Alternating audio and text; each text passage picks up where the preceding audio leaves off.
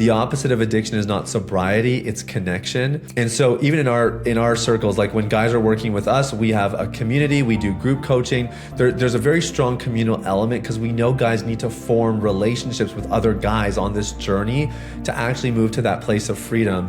Pornography is kind of like alcohol in moderation. It's not a big deal, but don't do too much of it. And then there was the intimacy angle. Pornography is a great way to spice things up in the bedroom. It's been disproven. I think enough people have experienced both and found out that porn's not really like alcohol. Porn's more like cocaine. Even a little bit is really, really lethal.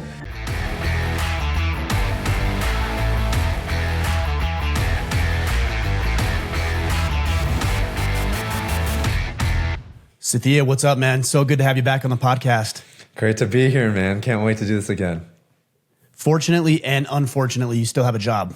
I know. It's the weird double-edged sword of it. You know, we love that we're growing, we're helping more people, but it does mean more people are struggling. Well, I mean, sure, I think more people are struggling, but I think it's a little bit more appropriate to talk about, or maybe not so taboo. I think, yeah. On one hand, the proliferation of pornography is probably greater than it's ever been. But on the other hand, I think there is a large and growing cohort of individuals like yourself who are really working against the pornography industry. Yeah, you know, it's interesting actually because when you reached out, I was like, oh man, how long has it been since I was on Order of Man? I think it was about 2 years ago.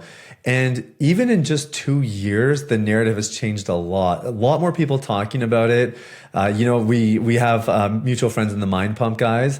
And when I interviewed with Mind Pump earlier this year, we were talking about how even fitness influencers now are like, don't eat sugar, lift weights, and don't watch porn, right? Like all of a sudden, like, well, don't watch porn is just kind of understood to be a healthy behavior or something that you guys should be doing or that we should be doing. So I think the narrative has changed. And I think the other thing that has happened since we spoke, I think, is COVID, or maybe we were middle of COVID, I forget.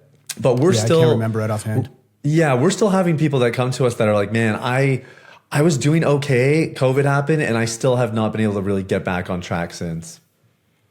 Well, yeah, I imagine, obviously, when you're home all day, every day, you know, by yourself, you know, boredom takes over, distraction, temptation, lust, all these things take over. And so there was probably a huge uptick in pornography use. I mean, if you were to look at the statistics from Pornhub or one of these other sites, I'm sure the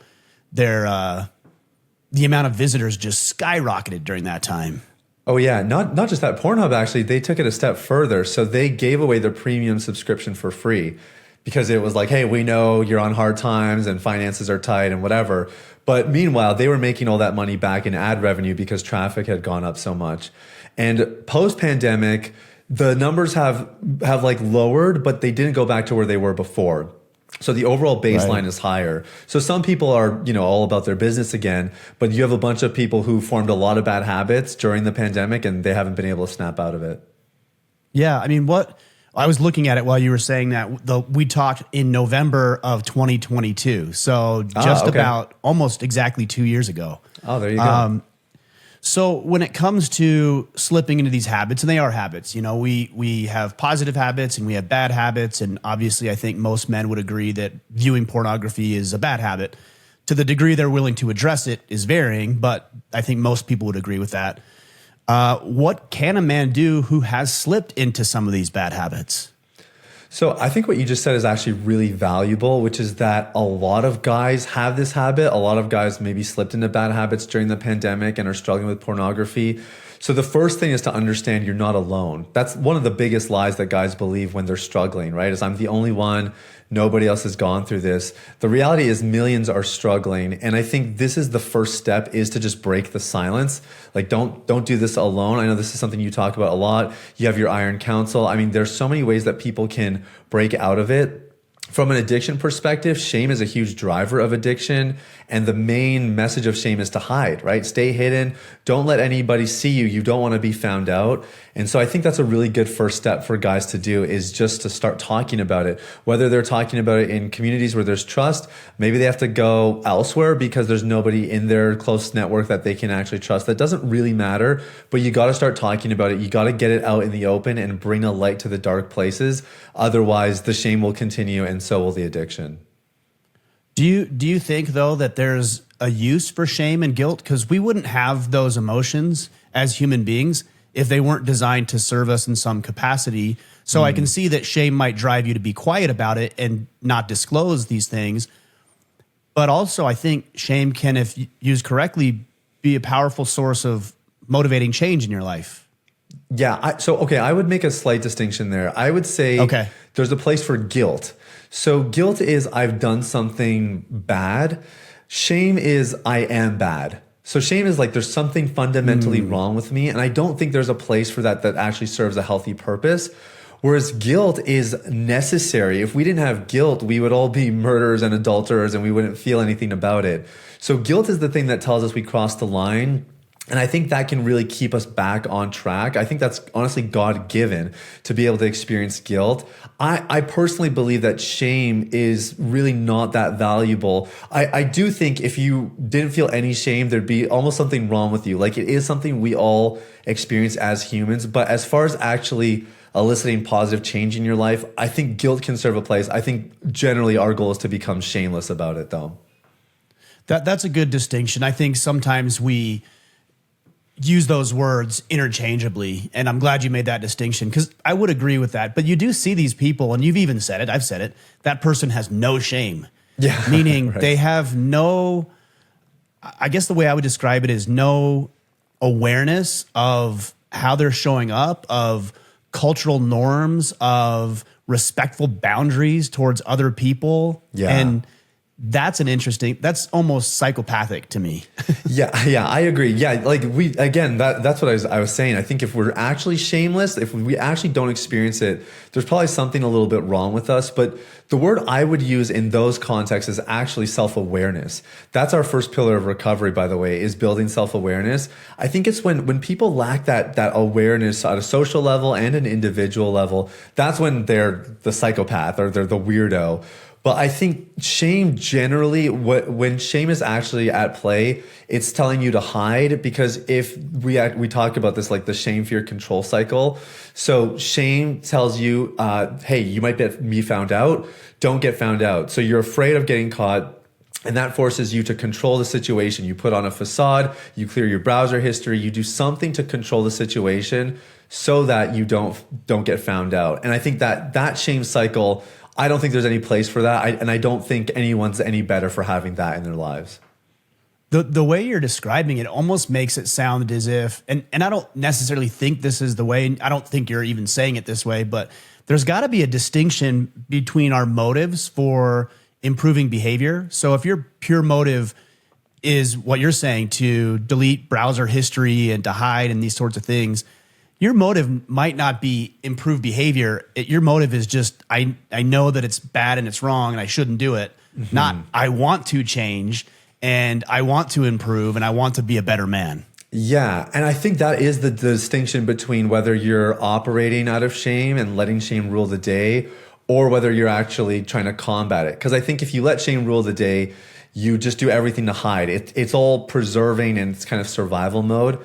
I think if you're working towards something, you still might acknowledge, hey, I feel ashamed about this, but the way you respond is totally different. It's not to save face and it's not to make things look a certain way. You're accepting the consequences of your decision and then you have something bigger that's driving you to actually change your behavior. Yeah.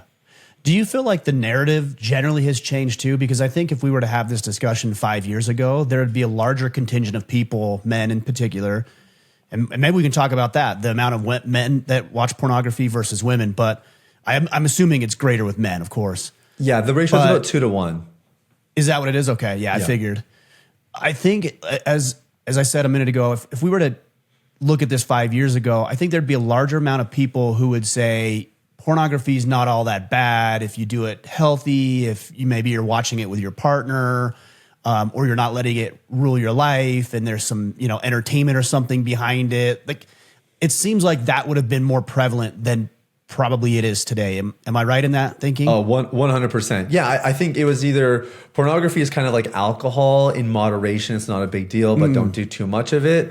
And then there was the intimacy angle. Pornography is a great way to spice things up in the bedroom. And I think experientially, it's been disproven. I think enough people have experienced both and found out that porn's not really like alcohol. Porn's more like cocaine. Even a little bit is really, really lethal.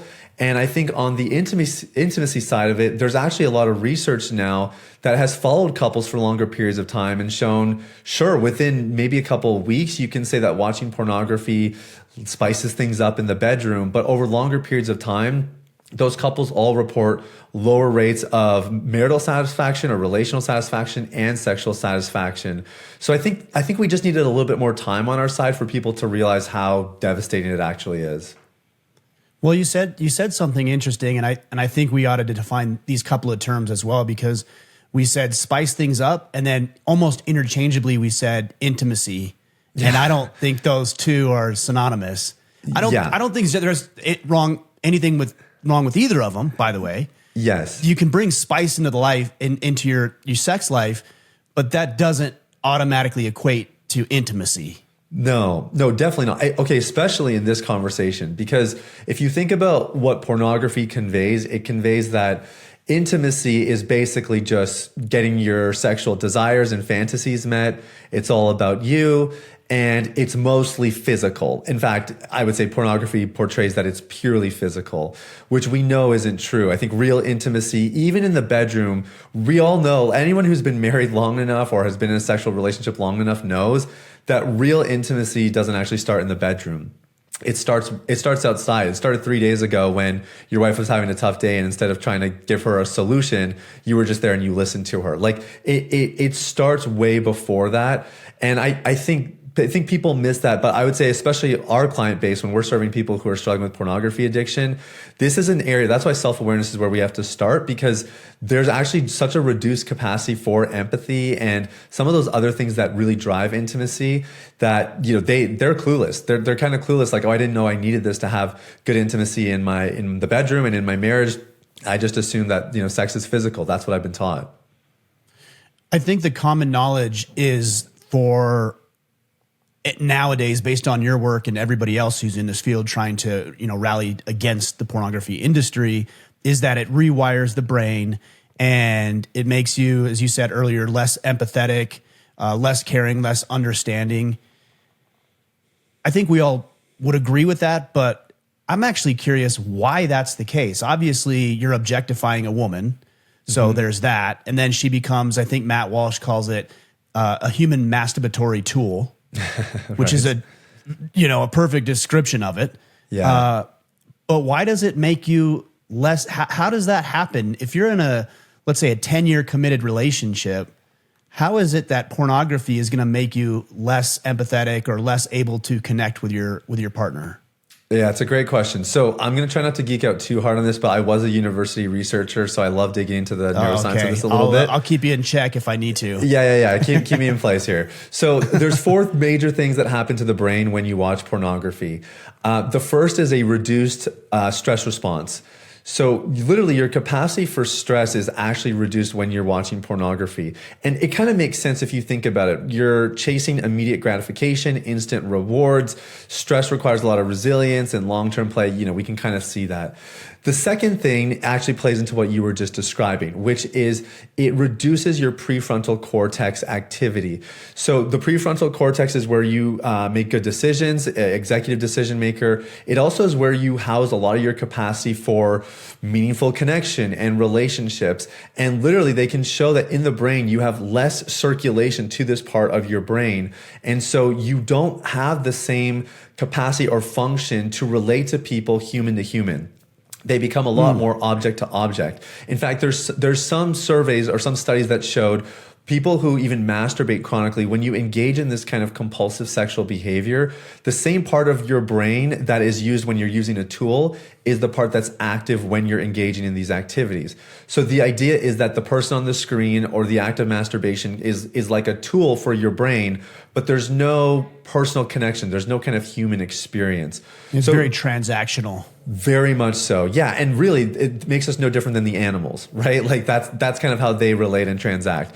So those 2 effects are really devastating. But if someone's been watching pornography for a long time, which, for me, I was addicted for 15 years, I really fell into the next 2 categories quite a bit.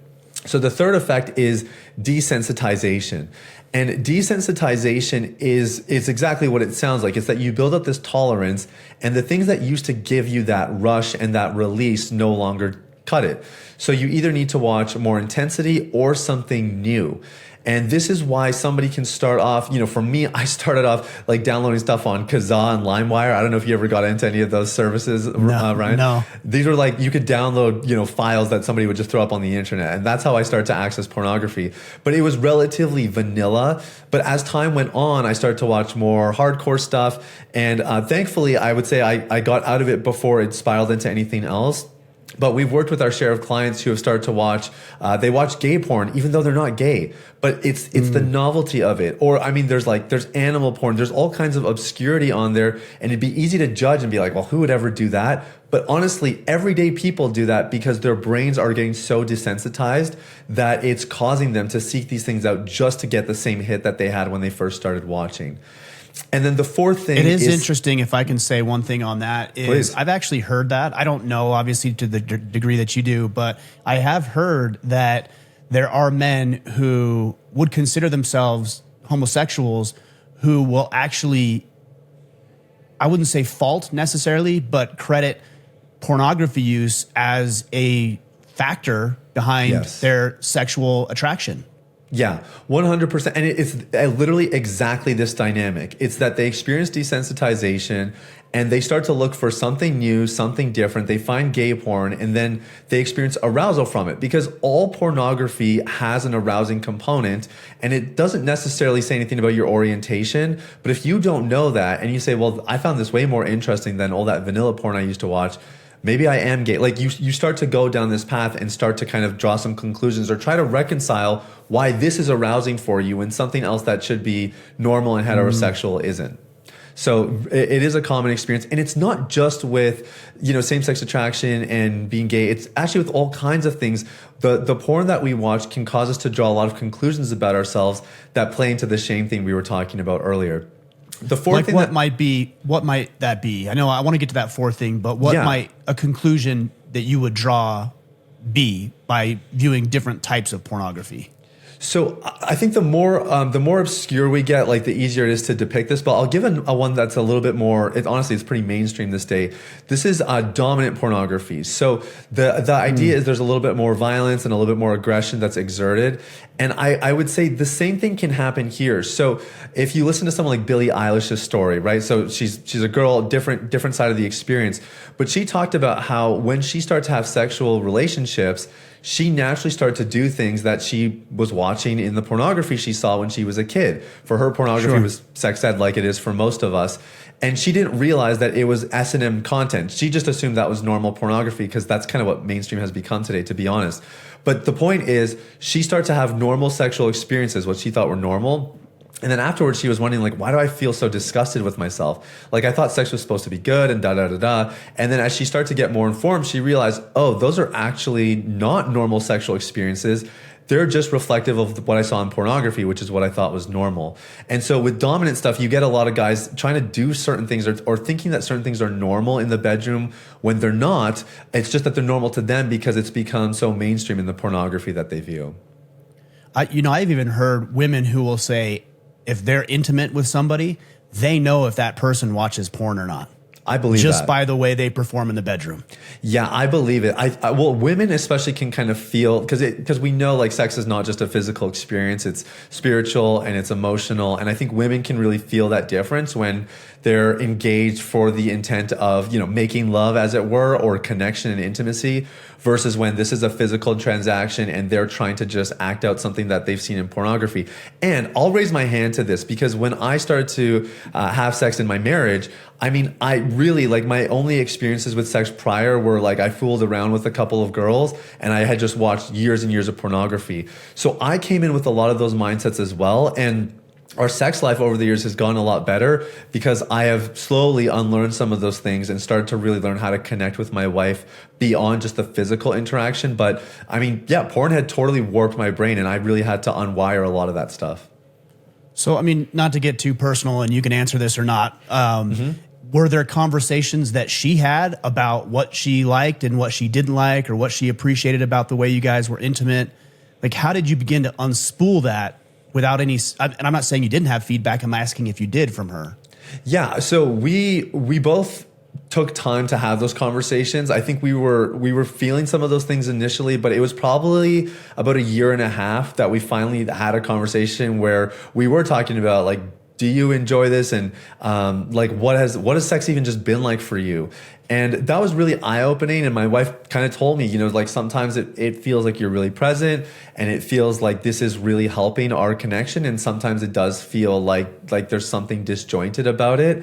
And that was really helpful for me. It was really helpful for me to ask, well, what can I do that would maybe help it feel like I'm more present? And most of the stuff that she was looking for was not in the bedroom. Most of the stuff was actually beforehand. And she was just talking about how there was times where it felt like I was kind of forcing us to have sex, or I had the expectation and there wasn't really a lot of wiggle room for her to say no or to feel like she couldn't do it. And even that is like very much a porn thing. Nobody's ever watched a porno where the girl said no, right? Like, it's just assumed it's an automatic yes if you get turned on and you have the drive. So those are some of the things that we've had to kind of just discuss and reconcile. And I would say that the big difference now for me, when I reflect on how I approached sex when I first got married and had that porn brain versus now, where I would say I have unlearned a lot of it, is I'm just a lot more patient. You know, and I think that was one of the big messages I took away from porn is, you know, you're supposed to do 5 different positions. It should last about 25 minutes long. And, you know, like, and it's all about getting to that climax. And I think for me, I've just learned to be patient, enjoy the process, and be present in the moment. And that's gone a long way to having a better sex life, a more enjoyable sex life, but also to just having a more fulfilling marriage. Well, yeah, I mean, there's obviously something that should be just intuitive about it. It isn't meant to be performative. It's supposed to be intuitive, and you're reading each other and there's feedback. So yeah, that makes total sense. Yeah. You know, the other side of this that I was thinking of is when you talk about desensitization, and this is probably something that is for a lot of guys, is the proliferation of erectile dysfunction in younger and younger men. I was just going to say that, who just cannot either get erect or cannot climax because of the desensitization effects. Yeah, so this is where we can go to a different angle of the brain science. They call pornography a supernormal stimulus. And what they mean by that is the level of stimulation that pornography provides your brain and your body are unnatural. Like, they're unnaturally high. Now, we'll actually go another step further, and I just found this out recently. We brought an expert into our community who specializes in sexual abuse, because obviously, unfortunately, that's also becoming more prevalent, and it is in some of the stories of our clients. And he told me this stat that I really haven't been able to shake since I've heard it. He said that sexual stimulation is processed 20% faster in the brain and the body than any other form of stimulation. So let's piece all this together now. So you have pornography, a supernormal stimulus. The intensity is abnormally high, plus it's getting processed faster in your brain and body than anything else that's ever experienced before. If you do that once, okay, that's a euphoric experience. You get on with your life. But if you get exposed at a young age, which most guys are, and then you watch with some regularity into adulthood, you have now conditioned your body to a very high level of stimulation just to experience arousal. And if you're starting to watch more hardcore stuff, you're starting to watch more frequently, or more niche stuff like we were talking about just a few minutes ago, that kind of stuff is all designed for you to keep getting and keep matching that level of stimulation. You really think a real person with all their flaws and imperfections is going to match up to that? There's no chance. Not. And so that's why guys are experiencing erectile dysfunction, delayed ejaculation, a whole plethora of issues is coming, all because of this porn epidemic, and especially the young exposure. I can't stress that enough. It's young exposure that really creates a lot of these dynamics. Is there any sort of connection that has been made between not just a man's desire for more sexual encounters or more niche, like you're talking about, based on his pornography use? Can the same connection be made for ordinary everyday life type scenarios, like watching one of your kids play a sports game or having the motivation to do work? You know, is that desensitization spilling over not just into your sexual desires, but your everyday ordinary activities? Yes, definitely. I would say decreased motivation, for sure. I mean, the research is really clear about that. Decreased motivation and then more risk of depression and anxiety, actually. So they both kind of play into each other. If you have depression or anxiety, you're more likely to resort to things like pornography and vice versa. We haven't talked about the fourth thing that happens to the brain, and this might be the right place for it, which is the opposite. So desensitization was the third thing. The fourth thing is sensitization. And sensitization is when things that are seemingly ordinary remind you of pornography or increase your cues and your cravings for pornography. And I think this is actually probably the more notable everyday kind of impact that pornography has. You're at the mall and you see somebody that reminds you of a porn star that you watched, and now you're fantasizing and now you're imagining those scenes, and now your brain has gone to that place. If it was another person who didn't have that same attachment or that same sensitization in their brain, that's just another woman walking down the mall.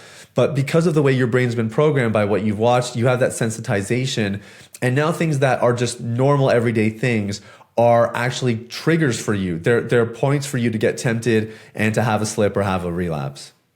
Yeah, and I'm sure there are little things. I've had that happen in the past, when I did watch pornography where, like you said, it was the person or somebody told a story or, just some of the most random things. I'm like, why am I thinking about that right now? Yes, Is exactly. there an amount of time that it takes to begin to regulate your brain, for lack of a better term, where if you're not exposing yourself to pornography, then is it, you have to do that for a month before you start to see the effects of this sensitization?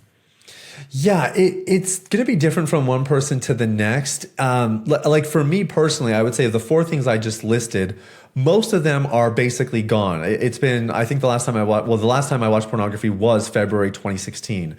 So it's been a long time for me. I still deal with sensitization every once in a while. It still comes up, or just random things trigger me, or I start fantasizing or whatever. It could also just be that you're a man, right? Like obviously there's that aspect of it too. Definitely, that. No, for sure. I think some of the specifics around it I can tell are definitely related to the years that I was watching pornography. But what I would say is as quickly as 30 days, your brain can begin to change if you're having a roots-based approach to your recovery. So just stopping the behavior is one thing. Your brain will respond to that. But what we've really pioneered and championed is a roots-based approach. And the first stint that people work with us is 4 months long.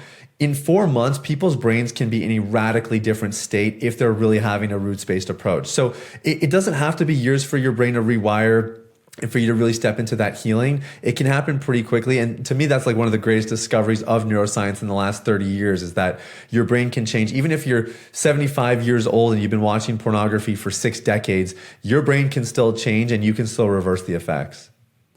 And can you reverse the physical effects too, right? So Definitely. Let's say, for example, a young man has erectile dysfunction, or I think you said delayed ejaculation.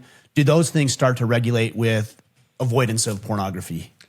So I wouldn't say they happen just because you avoid pornography. I think this is where the roots-based approach thing comes into play, because typically when guys experience erectile dysfunction, a whole downward spiral happens after, right? They start to question their sexuality, they question their masculinity, they start to feel really insecure, they develop performance anxiety. There's a whole onslaught of issues that come with erectile dysfunction because it is so core to our sense of, manliness and our sense of self. So I think if you stop watching pornography, that might help a little bit, but you really do have to get a little bit more underneath the surface, that roots-based approach I'm talking about.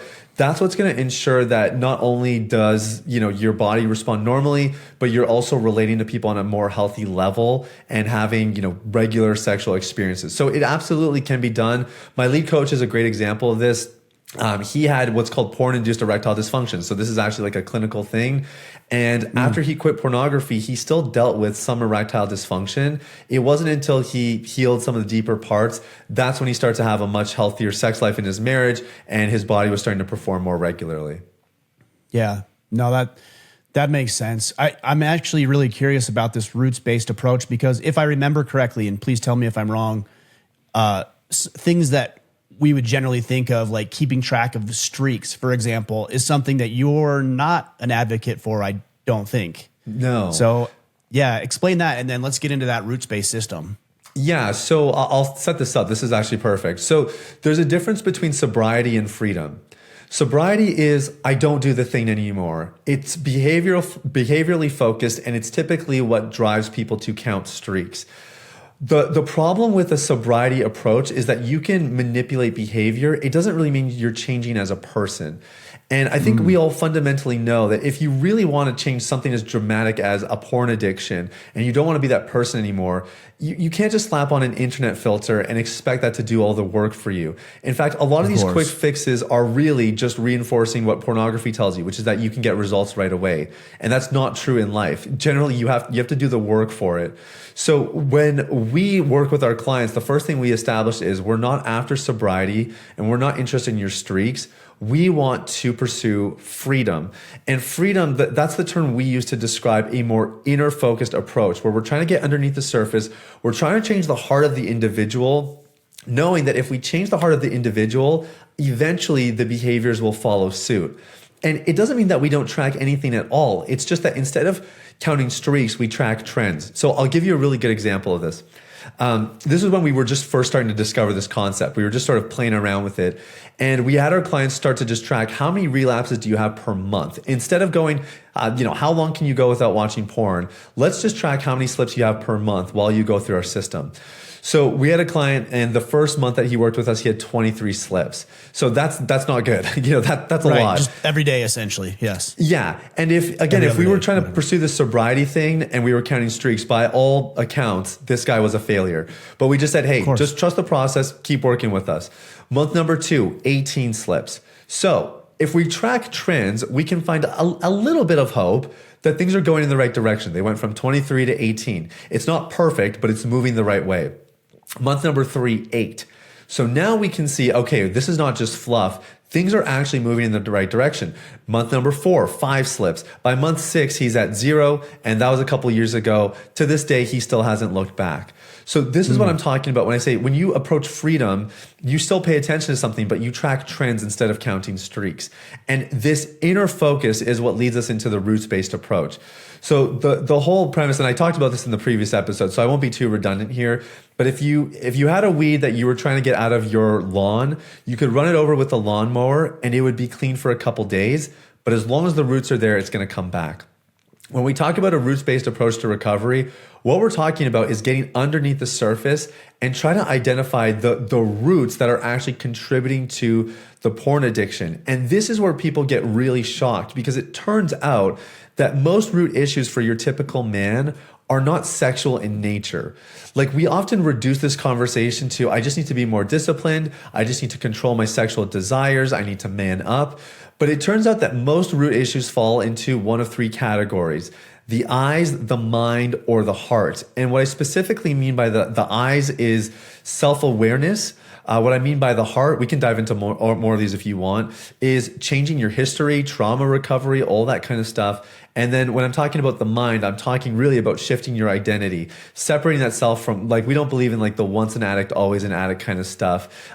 We believe your identity can completely shift when you have a roots-based approach and you leave that old life and that old identity behind. And you said eyes was more along the lines of, what did you say, awareness or? Building self-awareness. Self-awareness, that's right, yeah. Yeah, 2 components of that would be labeling emotions and defining thoughts. So building that awareness of the inner life.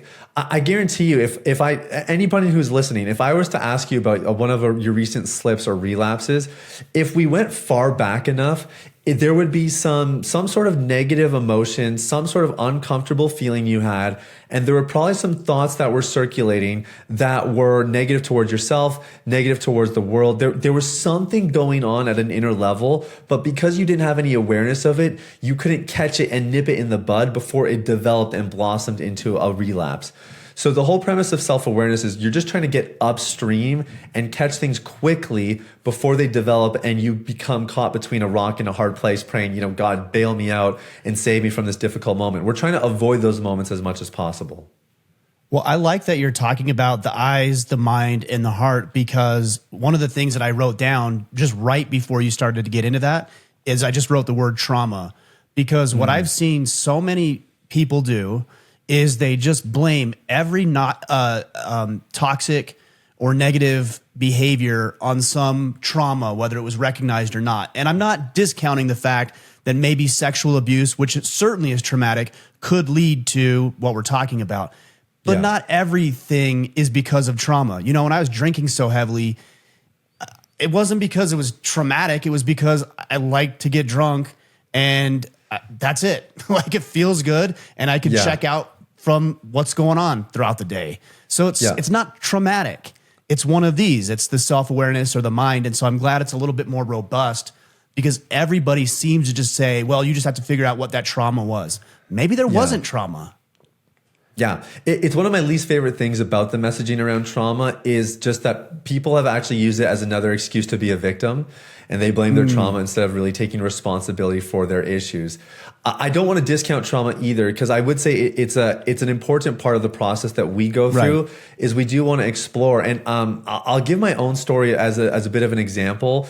I had a really good upbringing, so I'm not the person that had sexual abuse and terrible trauma happen to me. Sometimes trauma is not about what happens to you. Sometimes it's about what doesn't happen to you. And so one of the things I realized in my recovery process is my parents, and my mom in particular, didn't really show love to me the way that I feel loved. And so I knew that my mom loved me because she provided for me. She was very present. She was not a bad mom by any accounts, but she was also a very shy and reserved personality. So I perceived that when I was young as like, my mom doesn't care about me. My mom doesn't love me. It created this desire for female attention and affection. So you can see how, again, when I'm young, this doesn't sound like a big deal. But then when I'm in high school, I'm watching 3 hours of pornography a day. There was a connection there. And for me, that's something I really had to process and reconcile. And it's not my mom's fault. I'm not saying that my mom should have been a better mom and I never would have fallen into pornography. But it's helpful to piece these things together because sometimes there are dynamics that happened when we were growing up that we don't even realize contributed to some of these bad habits and these bad relationships that we formed with things like pornography. So that's what the heart component is really about. But I like to broaden it a little bit more than that. We can just call it changing your history. And that's a play on words because obviously anybody who's watched pornography on a device has cleared their history. Yeah, exactly. So the whole premise here is, you change your history as in, even if you did have something that happened in your past that's contributed to your addiction, you can reverse that. And we have different tools to do that, but you can reverse those effects. But then the deeper layer of it is whatever your history is of addiction, whatever your history is with pornography, we can change that as well. And usually most of that happens when people begin to dig into their hearts a little bit deeper and figure out what's really some of these causal elements. Well, what I appreciate it is, like I said, it's more robust. I just get so sick of hearing people say everything's traumatic. It's hard for me to say what is traumatic to another person. That varies. Sure. But trauma is being sexually molested. Trauma is watching somebody you love be murdered in front of you. Somebody calling you a bad name is not traumatic. Yes, you're going to react to it. Yes, you're going to make decisions even subconsciously based on it. But if everything's trauma, nothing's trauma. Yeah. So I think it's important that we accurately describe, hey, you know what? You had this experience. It probably wasn't a traumatic life experience, but it did cause you to look at life in a little bit of a different way and come to some conclusions, even subconsciously, that you're operating by now. Yeah, we have a tenet that we only look at our past long enough to learn. So I don't think there's anything wrong with going there, but we don't want to just dig for every single trauma or dig for every single bad thing that ever happened to you. In this context of addiction recovery, what we're trying to identify is what are the pieces that have made the biggest contribution. If we can tackle those, it's kind of like if you move the big rocks out of the way, then all the little pebbles don't really matter. Some people use language like capital T trauma versus little t trauma. There's different ways you can distinguish this stuff, but my personal thing is I would rather just focus on the things that we know were really impactful. Like if we can get those things moving and get those things resolved and dealt with, then I think all the other things start to take care of themselves. Well, I mean, I even see this with, PTSD and again, traumatic, right? Yeah. But it's again, not everything is, and I've seen one definition where it's when you as a human being change your behavior, your thoughts on a circumstance. I'm like, that's a horrible definition because that's just being a human being. Yeah. I'm going to change the way I view things, maybe even to the slightest degree, because you and I are having this conversation. Does that mean it was traumatic? Of course not. Yeah. I don't know. To me, what this plays into, and you're going to get me on a soapbox now, because this really drives me crazy, is I think a lot of people are using mental illness as identities. And I think if I'm hearing you right, I think what it is like it's bothersome when people start to form their identities around their trauma and what's happened to them, and that's the story that gets projected right away. I think that's a huge problem. I mean, I've been talking about this even with like personality tests. I don't know where your stance is on all this, but people are like, oh, I'm an Enneagram 8. I'm just not good at that stuff. And it's like, what are you talking about? Like that's not how this works. But I think we're so eager sometimes to slap on labels to keep ourselves confined, to keep us in these boxes. And all it does is it just rids us of the very responsibility that we need to change our lives. So I'm with you. I think we have to use a lot of wisdom and discernment, because the pendulum can swing too far, and it can end up doing more harm than good. Yeah, on those personality tests, I've done a few, but they're only as the trial one, and it sends me an email, and I'm like, oh, cool. It tells me I'm all the things I already knew I was anyways. So I never really, but I think this ties into what you're saying about the self-awareness. Some people just are not aware, but if you have any sort of self-awareness, you know what drives you, you know what motivates you, you know what you like, you know what you don't, you know what your attitude is, you know if you're a red or a yellow or a green or whatever the colors are. Like, you know all of that.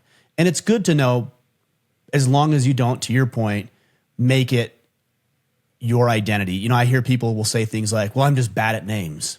Well, just then get good with names. Like that's just a skill issue. Yeah.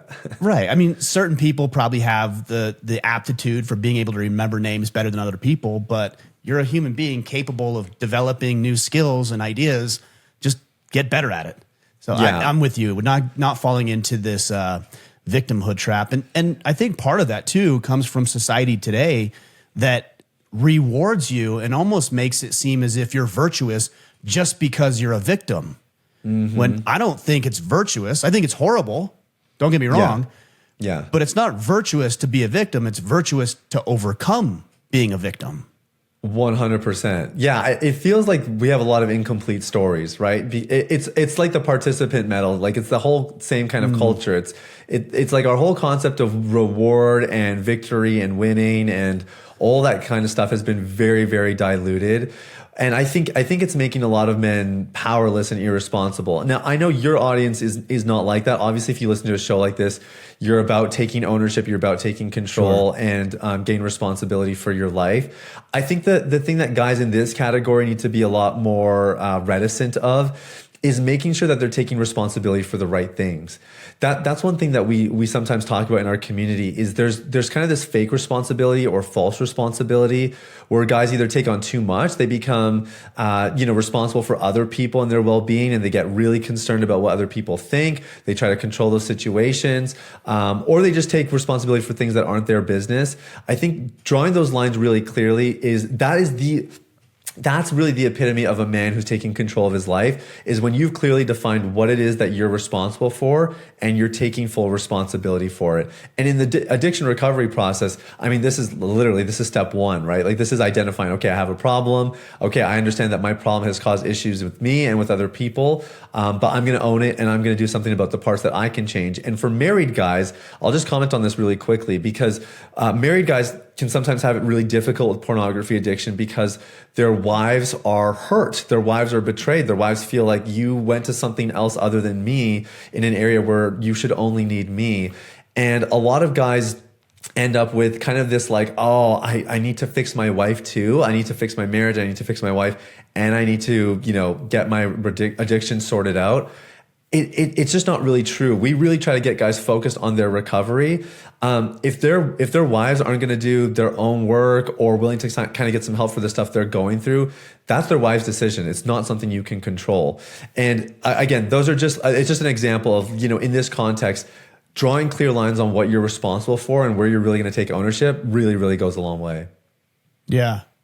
Would you consider pornography cheating, or is there no use for even thinking about it that way? I think pornography is cheating. Yeah, I really do. Because if you look at the effects it has on a relationship, they're very, very similar. Now, I don't think pornography is the same as actually physically sleeping with another person. But Sure. I do think they're in the same category, which is that, I mean, if we think about what cheating is or infidelity, it's just choosing someone else to get needs met or to get your sexual desires met in a way that was supposed to be met with the one person you're faithful to. So whether that's another person in real life or it's something virtually or digitally, yeah, I think porn is a mistress, no matter how you slice it. I think this leads into a discussion I wanted to have, and it was I was tossing around the ideas to whether or not I wanted to have it because I want to talk with you about the future of the pornography industry. And I hope it's not misconstrued as what we can look forward to, but what we ought to be able to prepare ourselves against. Because if you play out, let's play out the pornography is cheating thing, I think you could attempt to make the case that some sort of sex robot that'll be available in the future isn't an actual other woman. And so that's not cheating the same way some sort of, fleshlight or vibrator that a woman might have, she would not consider that cheating. But Yeah. now you're getting into a completely different realm with sex robots and highly graphic and realistic virtual reality. I think there's going to be a lot on the horizon. Yeah, I think so too. And I shudder to kind of think about maybe the extent of it. I mean, I talk about this in the book, not about specifically my predictions on technology, but the real danger of pornography as it has continued to advance is that it gives us exactly what we want. Because we know that's not how things actually work in real life. You don't just spit out a perfect 10 and get whatever you want in life. And I think as we get more customizable experiences with AR and VR and bots and all that kind of stuff, is guys are going to start to get exactly what they want. And I think it's going to reinforce a lot of the things that are already making men very powerless and weak in our society. So what comes from it, I still don't know. I don't have the crystal ball. But I would say two things are pretty much guaranteed. Number one is the level of attachment is going to be a lot higher. So if you can start to form this person exactly the way you want them, that attachment is going to be very strong. And it's no longer just, I'm going to close my browser and stop watching pornography. It's like to turn the VR machine off. It's going to feel like you're disconnecting from another person. And that's a lot harder to do. The attachment's going to be a lot stronger. And I think the second thing is it's going to make the loneliness thing a lot more pervasive. Like the addiction research really, there's anything I could do to summarize it, it would actually be a TED Talk that came out about 10 years ago. And it's by Johan Hari. He's a British journalist. And his big line was, the opposite of addiction is not sobriety, it's connection. And so even in our circles, like when guys are working with us, we have a community, we do group coaching. There's a very strong communal element because we know guys need to form relationships with other guys on this journey to actually move to that place of freedom. And I think all of the technological advancements in this area in particular are going to isolate guys more and more, make them a lot more disconnected, and maybe even make them a lot more socially awkward and incapable of having normal connections, whether that's with another woman or even just with their buddies. So I kind of shudder to think about it.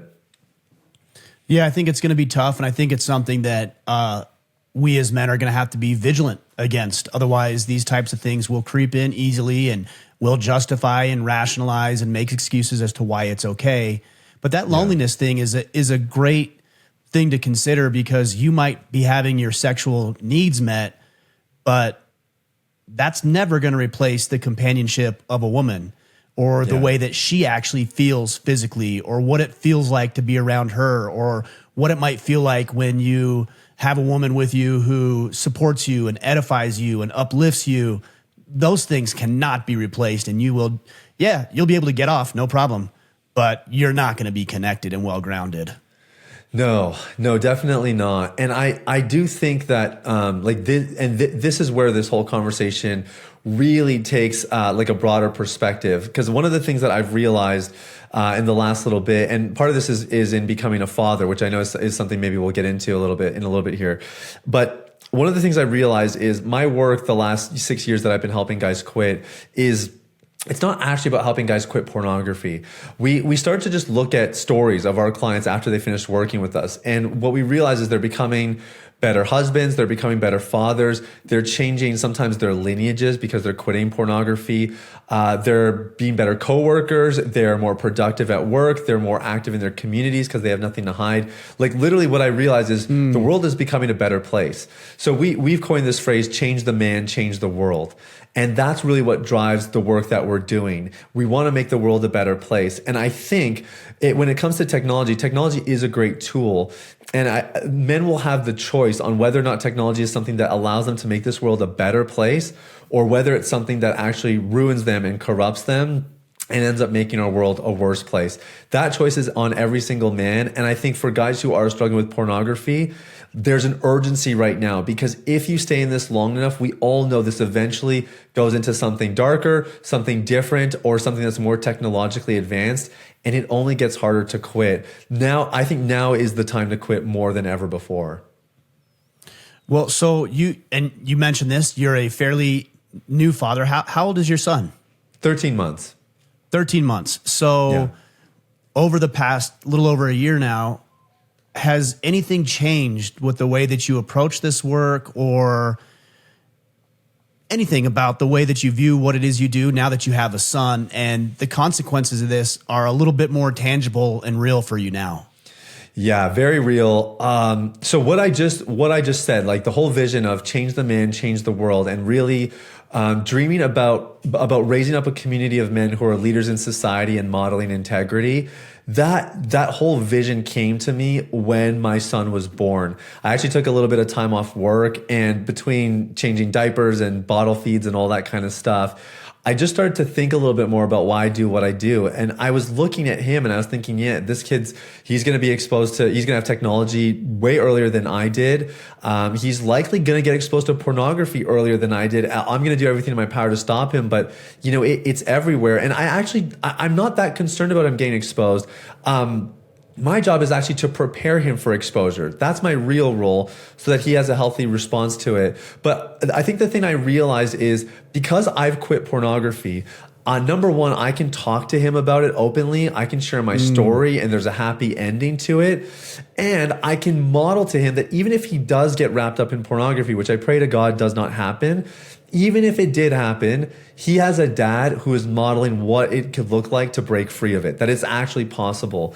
And I think that's what every single dad listening to this show can do for their kid when they quit pornography. They carve a path that makes it possible for their other kids to follow down, but it also gives them more to talk about. And it means that when they share, they're not a hypocrite who's saying you shouldn't watch porn. Meanwhile, they're struggling. They're actually walking the walk. And I think kids can feel that difference. I mean, time will be the true tell of that, but that's kind of the theory that I'm working with so far up until this point. Well, and I think also you're a lot more credible if your son or my son or whoever, you know, is listening, is dealing with pornography. It's a lot more credible for me to have a conversation with one of my boys, knowing that I know the desire, I know the temptation, I'm intimately familiar with all of the reasons why, like, we can relate in that, and I can help you better overcome that because I was there, I've been there, I know exactly what it's like. Yeah, I think you end up with a lot more compassion for your kids as well. Like exactly what you're saying, you can relate with them. Because I think when we're struggling and then we see our kids doing the thing that we don't want them to do, but we're struggling with it, we tend to be a lot more rigid. And it's out of a good place. It's that thing was so bad for me, I don't want you to do it either. But when we lack that compassion, we're not relating with them, or we're not even just showing them that it's okay to have these conversations with dad, then that ends up becoming a real problem, and they're much more likely to persist in the issue. So I think that credibility piece it's massive for building that trust, and to ensure that your son doesn't go to his peers and he doesn't go to the internet to learn everything about sex, that he actually comes to you. And that is possible if you're having these conversations early and in a healthy way. Yeah, I mean, I definitely have realized the level of empathy just going through my own battles with my divorce and alcohol abuse. I used to be a lot more judgmental about those two things than I am now. And when I see a man struggling in alcohol abuse or any other substance, or I see him in a separation or divorce, man, I feel that. I can feel that in a way I did not feel it before. Yeah, and you can also help people in a way that you can help them course. before. You could have given Right. good advice about how to manage a divorce prior, or any of those dynamics. But once you've gone through it, there's an authority there. The same advice you got might have been true because maybe you learned it from other people who had been there. But when you're sharing something with authority, people can feel the difference, man. And I feel the difference. I was going through some of your content getting ready for the second interview, and I could feel the shift in you from 2 years ago when I was preparing for my first interview. There's a lot of maturity, there's a wisdom there, and there's a depth to who you are and what you're providing your community here because of what you've gone through. And that is a really beautiful thing. Yeah, well, I appreciate that. There is one other thing I wanted to hit on. Where do you see this going, the role of legislation? We've seen a lot more legislation being passed on pornography sites needing to have, I think some states require like photo identification and verification. Other states are, I don't know if it's state-based, require just that you validate or prove that you're over 18 or something. So do you see that being a crucial and effective element in combating pornography? I think it's a good step in the right direction, and I think it for a couple of reasons. So the first is that if you look at what every single porn addict has in common, they got exposed at a young age. That's like almost a guarantee. I don't even ask that question anymore because I know that they probably got exposed 13 or younger. So I think if we're talking about really changing the conversation around the porn epidemic and all that kind of stuff, it has to start with protecting youth. I'm not of the opinion that pornography should be banned and outlawed altogether. Not because I think it's okay or that like it's good media in the right context or whatever. I just think it's good for men to be exposed to the thing that they should avoid. That's what makes you stronger. You can't eliminate all the junk food in the world for you to get in shape, right? Like at some point you have to just realize junk food is there. I need to learn how to make better decisions with food. Yeah, and but I think let me challenge that though. Would you say the same thing about fentanyl? I mean, I wouldn't say the same thing about fentanyl specifically, but pharmaceuticals at large, I get what you're saying. The point I'm making, like if pornography got eliminated, I'm not going to complain. Don't get me wrong. But I think when it comes to legislation, my main point, or at least what I think is the most important, is that when people are making a choice on whether or not they want to indulge in it, that they're actually an adult. That they actually have like enough information and they've been educated to make that decision. So that's why I think the legislation's positive, is because the age verification laws that have been passed in, I think at the time of this recording, I think it's 9 states that have passed some degree of it. They're basically ensuring that you have to upload like a driver's license or something that proves you're 18. And I think that additional barrier to entry is really, really valuable. And it's not to say there aren't workarounds. I know it's not the perfect solution, but I think it's going in the right direction where we're at least setting things up so that kids get exposed later in life. And if they get exposed later in life, I think you see less of the addiction and less of those things developing. Yeah, that makes sense. It is interesting to me. And by the way, I don't know the answer. Should pornography be banned altogether or not? There's obviously proponents of pornography who make the case that it's a First Amendment right. We hear these types of things. Yeah. So I don't know what the answer is, but it is interesting when you hear people who say, well, pornography sites shouldn't have age verification. And yet we place it on cigarettes, we place it on firearms, we place it on alcohol. There's age requirements. But we don't do it to something that we know is just as destructive, if not more so, than some of these other things that we place age restrictions on. Yeah, and it's funny. I was going to say that, but I don't know if I actually agree with what I was going to say. I'll say it anyway. I was going to say when it comes to sex, we tend to be a lot more lenient. Like sex is just a lot more personal, but I mean, you can't get into a brothel or that kind of thing without some sort of age verification either, right? Like there are some legalities that still protect those things. So yeah, internet pornography has kind of become the wild, wild west a little bit. And I think legislation is a good step. And then my second answer to this question is I would love to see just more education about it in general happening in the schools for sure. but also at home. I think the most powerful education happens at the home. And I would love to see parents get a little bit more equipped to have these conversations and really prepare their kids for whatever it is they may encounter that is damaging sexually, whether it's pornography, whether it's predators. There's a whole list of things that we need to be aware of when kids are growing up. And I think seeing more education around that would be the second step that's going to be a lot more long term. Like, you can legislate alcohol, but I started drinking alcohol with my buddies when I was 14 years old. You still do it, but I actually didn't really get drunk a lot. Alcohol was not much of a vice for me because I had learned, my parents actually taught me about the harmful effects of alcohol and drinking too much, even when you're a teenager, and it just stuck with me. So I think those things can go a long way. I don't think we can rely on government to do everything for us, but I do think they can play a role, and I think we can play a role at home as well.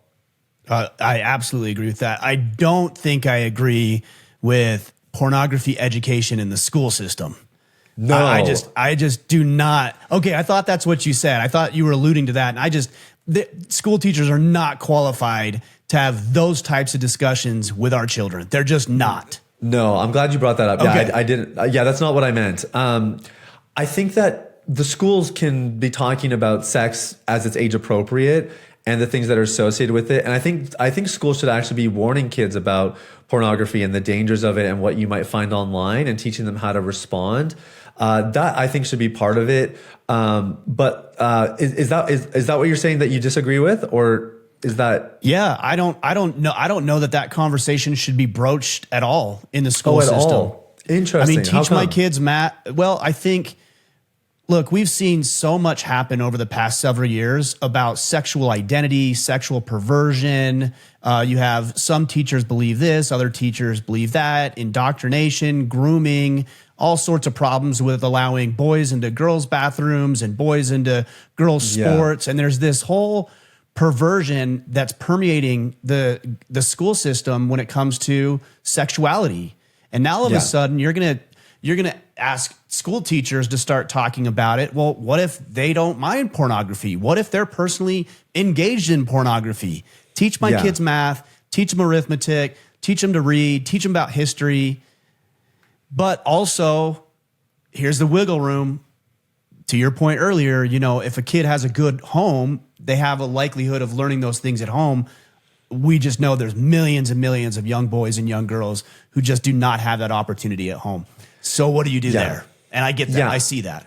I think what I'm suggesting is that if they're going to talk about it in the education system, that they're warning about the harmful effects of pornography. So not that the teacher can have carte blanche and just share their experience about pornography and bring their own biases into it. I'm talking about, like, there's enough research about the harmful effects of pornography at this point that I do think the education system could put together a curriculum that actually warns about the adverse effects of it. And that I think if you're bringing up that subject, especially in schools now where kids are on devices and whatnot anyway, you might as well warn them about the dangers that come with the devices rather.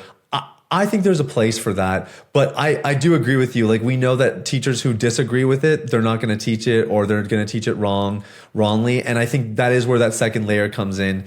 You can't always control what happens in the education system. I suppose you could control whether your kids are part of that system or they're homeschooled or whatever, but you can always do education in the home regardless. And I think that's always going to be a lot more powerful.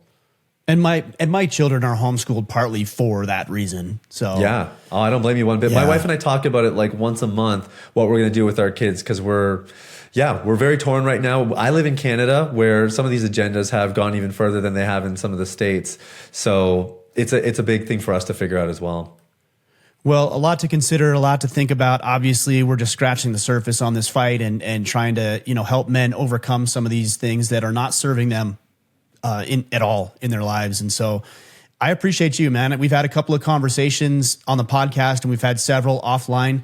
I love having our conversations. It's good to have somebody who comes in, who's thoughtful, who's intelligent about it, who's obviously well-versed in it. I love having discussions like this.